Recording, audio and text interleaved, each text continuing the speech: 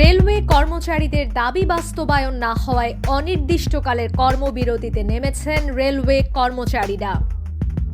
এতে সোমবার মধ্যরাত থেকে সারা দেশে ট্রেন চলাচল বন্ধ রয়েছে।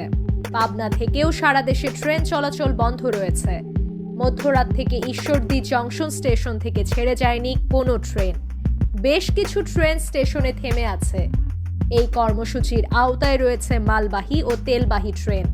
ট্রেন চলাচল বন্ধ থাকায় স্টেশনে এসে দুর্ভোগে পড়েছেন যাত্রীরা। হঠাৎ করে ধরেন বাড়াইছি, বাড়ি থেকে জানিনি, বাড়ি থেকে বাড়াইছি ধরেন চারঘাট থানা বাড়ি যাবো ফরিদপুর। এখন আসি দেখছি যে ট্রেনে যাবো, কাজে যাবো, মানে কাজ করি। এখন আসি দেখছি যে ট্রেন বন্ধ, কোনো ট্রেনই নাই। আমার বাড়ি আমাদের ফুলবাড়ি, যাবো আমরা পোড়াদম, আসি দেখি স্টেশনে আসি দেখি ট্রেন বন্ধ। কি কষ্ট যে আমরা আসি, কীভাবে কী করি না কোনো যাই। আমি তো বাড়াইছি কাজে, আমরা ফরিদপুর যাবো আর কি, বুঝছেন। আমাদের বাড়ি হলো দিনাজপুর। এখন কী করি, খুব মানে বিপদে পড়ে আছি আর কি রাত থেকে।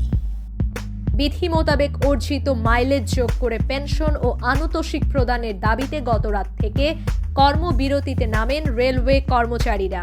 বৈষম্য দূর করে পুরাতন নতুন সব একই নিয়মে পূর্বের ন্যায় ব্রিটিশ রুল থেকে অদ্যাবধি পর্যন্ত এই প্রজ্ঞাপনের আগ পর্যন্ত যে নিয়মে আমরা আর্থিক এই মাইলেজ সুযোগ সুবিধাগুলি পেতাম এবং পেনশনের যে সুযোগ সুবিধা 75% বেসিক পের যোগ করে পেনশন ক্যালকুলেট করার যে বিধান রেলওয়েতে চালু আছে, এখনও বিধান চালু আছে, সেই চালু করা বিধানটাকেই পুনঃ প্রতিষ্ঠা করা।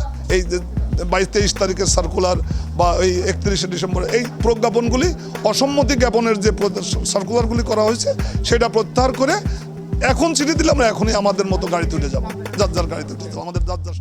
দাবির বিষয়ে 27 জানুয়ারি পর্যন্ত সরকারকে সময়সীমা বেঁধে দিয়েছিল বাংলাদেশ রেলওয়ে রানিং স্টাফ ঐক্য পরিষদ, লোকো মাস্টার গার্ড PTE। কিন্তু এ বিষয়ে কোনো সুরাহা না হওয়ায় রানিং স্টাফরা, এতে সারা দেশে রেল যোগাযোগ বন্ধ হয়ে যায়।